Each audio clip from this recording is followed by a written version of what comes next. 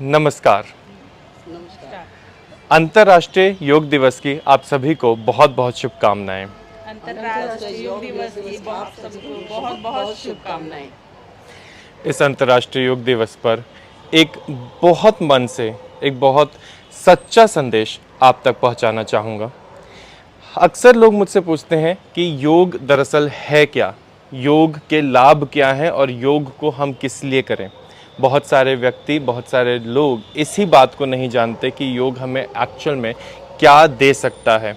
कुछ लोग कहते हैं कि योग के माध्यम से हम अपनी बैक पेन को ठीक कर सकते हैं, कुछ लोग कहते हैं कि हम अपने वेट लॉस को कर सकते हैं, कुछ लोग कहते हैं हम अपनी हाइट बढ़ा सकते हैं, कुछ कहते हैं कि ये ध्यान का एक ज़रिया है, कुछ कहते हैं कि ये सिर्फ बूढ़ों के लिए है, कुछ कहते हैं स्पिरिचुअल जर्नी के लिए है, योग सिर्फ एक स्पिरिचुअल प्रैक्टिस है। तो योग दरअसल है क्या?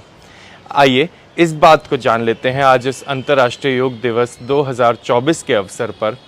देखिए, योग एक कला है, योग एक जीवन जीने की शैली है, योग एक पथ है, एक रास्ता है। योग कला है, जिस प्रकार एक नाट्य कला है, चित्रकला एक कला है, संगीत एक कला है और एक संगीतकार अपने संगीत के माध्यम से अपने आप को सिर्फ लाइफस्टाइल और अपनी लाइवलीहुड अर्न करने के लिए भी संगीत का अभ्यास कर सकता है और उस ईश्वर प्राप्ति के रास्ते पर भी चलने के लिए संगीत का अभ्यास कर सकता है। एक चित्रकार सिर्फ अपनी पेंटिंग्स को बेचने के लिए भी चित्रकारी कर सकता है और उस ईश्वर प्राप्ति तक भी पहुंचने के लिए चित्रकारी कर सकता है। ठीक उसी प्रकार योग भी एक पथ है, एक रास्ता है। आप अगर योग के कुछ बेनिफिट्स लेना चाहें तो आप अपने शरीर को लाभ पहुंचा सकते हैं। यदि आप अपने मन तक पहुंचना चाहें तो आप अपने मन तक पहुंच सकते हैं, या आप जितना ऊपर तक पहुंचना चाहें योग के रास्ते पर चल करके अपने आप को शांत स्थिर व्यक्ति बनाना चाहें, या इसको स्पिरिचुअल प्रैक्टिस तक ले जाना चाहें, उस ईश्वर प्राप्ति के मार्ग तक पहुंचाना चाहें, तो ये आपके ऊपर निर्भर करता है, आपकी इच्छा पर है।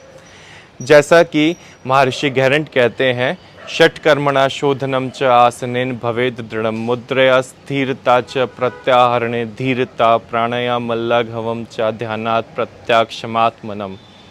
इसका अर्थ केवल और केवल इतना सा है कि षट्कर्म का अभ्यास हमें शोधित कर देता है, आसन का अभ्यास हमें दृढ़ता प्रदान करता है, मुद्रा का अभ्यास हमें स्थिरता प्रदान करता है, वह प्रत्याहार का अभ्यास हमें धीरता प्रदान करता है, प्राणायाम का अभ्यास हमें हल्का बना देता है और ध्यान का अभ्यास उस ईश्वर प्राप्ति तक का मार्ग हमें मालूम करवाता है।